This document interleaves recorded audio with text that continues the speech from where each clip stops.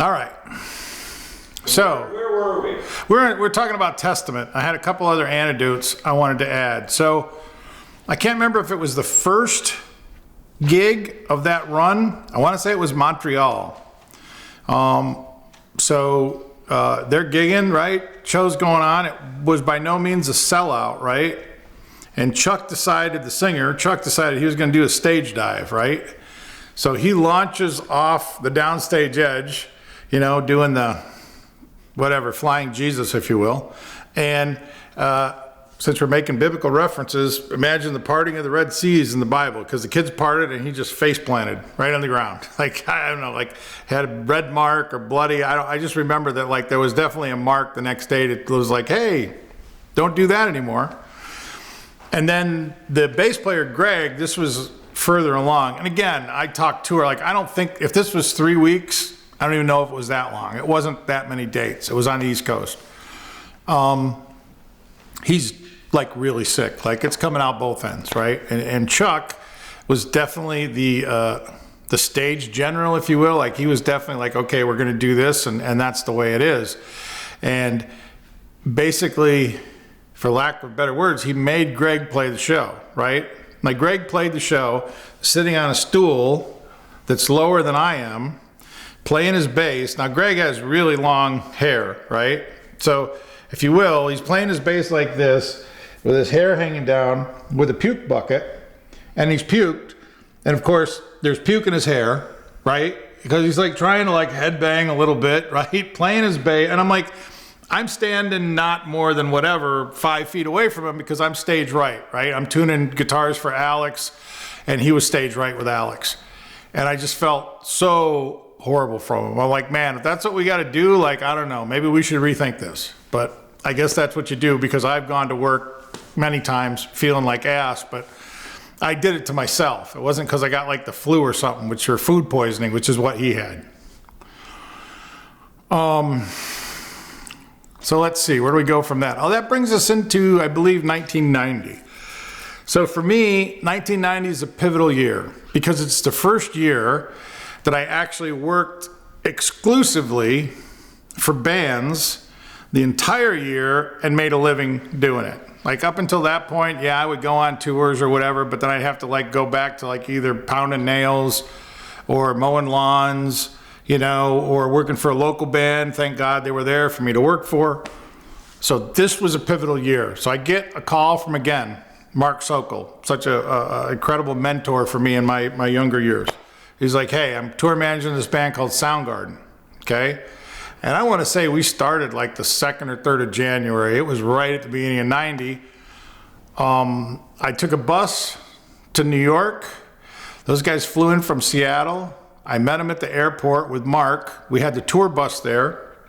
They had like a little small container for their band gear. Like if you ever see them at the airport, they're like shaped like this, and they like go under the seats in the plane for freight. So at that time there was, Matt had I think a 5-piece drum kit, some cymbals. Jason Everman was playing bass. There was a 215 cabinet and a GK head.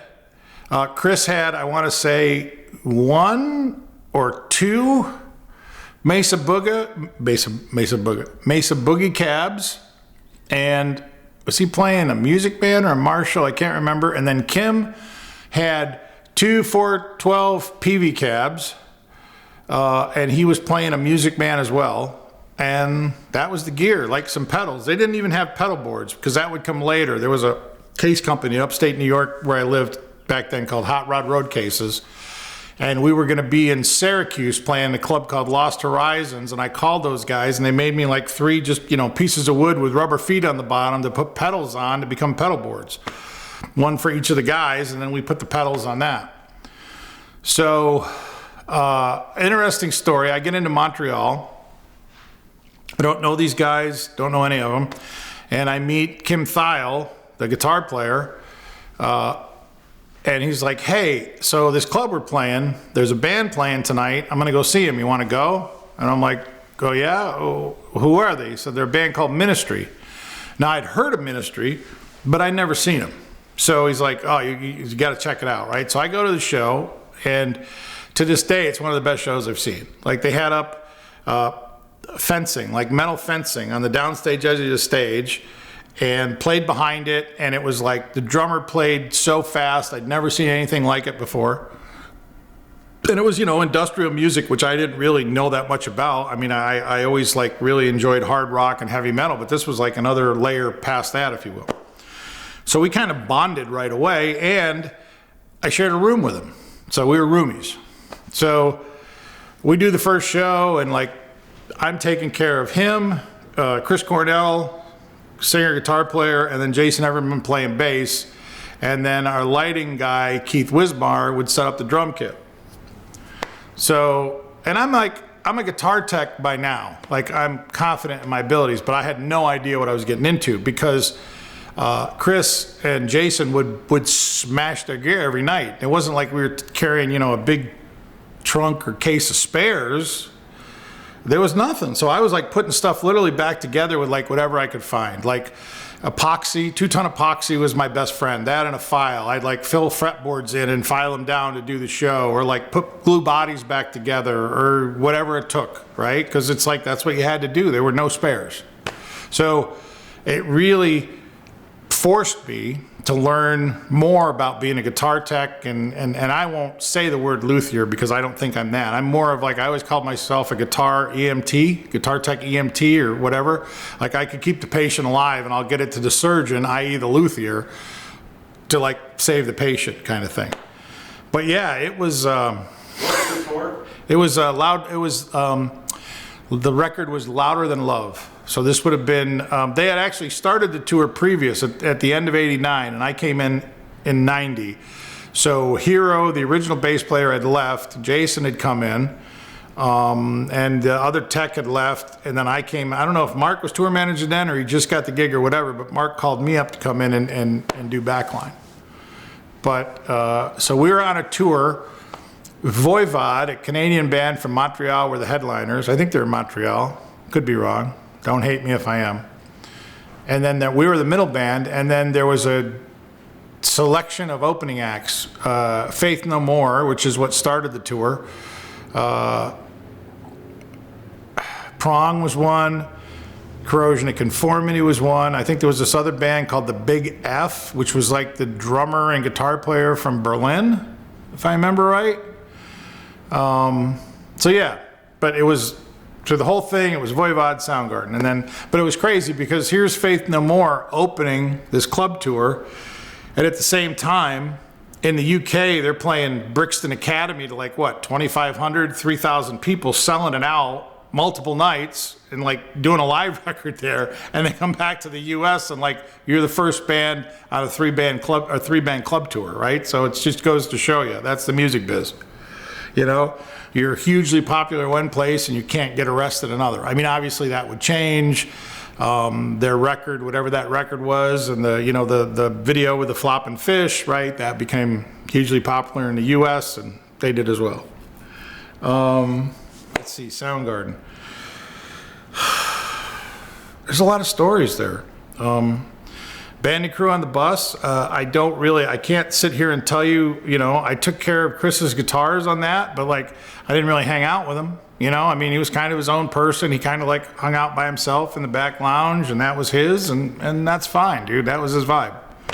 I spent a lot of time with Kim, some time with Matt, Jason, not really, and then Jason was, whatever, left or let go, whatever story you want to believe. And then Ben came in, and kind of spent some time with Ben, but mainly it was just Kim, Kim and I on that tour, and it's one of those things I always cherish because I always felt like it was a good friendship. Maybe not for him, but for me it was. It was always a lot of fun, kidding each other and whatnot, and having some drinks and whatnot. But it was a lot of work too. We played a lot of gigs in a row. I remember we were in Florida, and we didn't play that night because like the sound ordinance was ridiculous, right? It was like something like 90 dB at the board, and for God's sakes, you hit a snare drum on stage unmiked, it was like 100 and something, right? So whatever.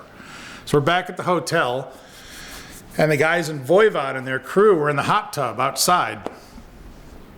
And so our merch guy, Gunny, was like, you guys been in there a while, like why let somebody else in there, right? And I happened to be standing there with him, right? And whatever, they made some comment, I think in French, being French Canadians, and Gunny's like, okay, and he just kind of trousers down, tackled out, and started to like, you know, irrigate the hot tub, if you will, which cleared the hot tub. And he looked at me and he's like, you want care to join me? And I'm like, at that point, I can't say no. So, you know, I got in a you know, a slightly urinated hot tub, if you will, right? Well, whatever, there's chlorine, right? I don't know, I was still young. So there's that story, and I don't know, it's hard, like, I know there's a bunch more, but it's hard to remember. Oh, so, and I had alluded to Alan, so we were following this band called Guar around, all right? Now, I don't know if any of you remember them or know about them, but they have this thing called Guar juice, and I'm gonna reveal the secrets. Guar juice at that time was Caro syrup, or at least to the best of my knowledge. And it's sure like when you stepped on it on the stage and your foot wouldn't unstick from the stage, that's what it felt like. So we'd come in and you take one step on stage and go, oh, fuck, Guar's been here, right? I mean, like, no disrespect to him, but like, feels like, oh man, gonna stick to everything and track everywhere and whatnot. So bless him. So there was that. And then, I don't know, it's hard to remember. You were telling a story about, I think you and Kim had closed a bar down or something. Oh, thank you. So the Tipitina's story. So we played this club, famous club in New Orleans called Tipitina's. And what we used to do is, when we could, we would stay like overnight so that the band guys could go in and get a room. And, you know, crew guys would sleep on the bus and we just, you know, go in the morning to the next gig. So that night we went back to a Ramada, if I remember right, not far from the club, and next to it was this bar called Igor's, which not only was it open 24 hours, but it had laundry. Had laundry machines in it. So great, I can go in, I can do laundry, I can have some beers. So Kim and I went in, and I can't remember if he was doing laundry as well. I definitely did laundry. They had like old April wine songs on the jukebox and a bunch of stuff, so we're playing them. And the bartender we had was this guy who had been in the Navy in World War II and had flown dive bombers at Midway and like attacked one of the Japanese carriers. And like, so he's telling us these stories, and like, it was just a crazy night. Boring story short, we left the bar when it was daylight and basically walked out and got on the bus, crawled in our bunks, and he slept longer than I did, but I slept a few hours to wherever we went to next and got up and loaded in. But it just, yeah, it was, thanks for reminding me, it was just a magic night. You know, I should have my phone with me, right? So I can look at the stuff that I wrote down. Where have I put it though? Oh, here it is, I got it. Sorry, Alan. Yeah, just take 5 there or whatever, I'll dig this up and then hopefully I won't forget.